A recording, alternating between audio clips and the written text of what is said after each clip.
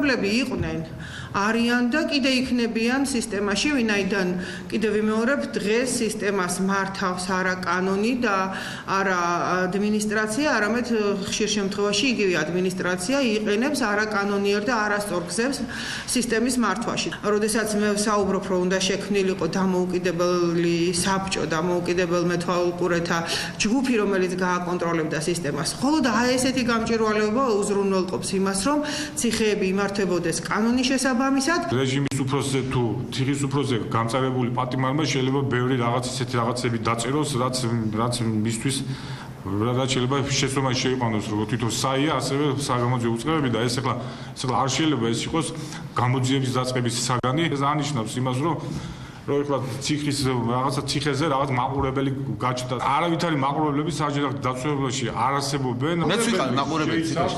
მე პოლიტიკურ პროცესების გამო დაჭერილი ადამიანი, აგერ ალეკო ახალკაცი პოლიტიკური პროცესების გამო სტუდკავშირში დაპირისპირების გამო დაკავებული ადამიანი იყო, ალეკოც იყო მაყურებელი. მეც ვიყავი მაყურებელი. რას უყურებდი, რას ნიშნავს მაყურებელი? გადაღებული თემა თითქოს მაყურებელი და იქცევა ქვეყანა. არც არაფერი არ იქცევა და არც მაყურებლები არ არსებობს.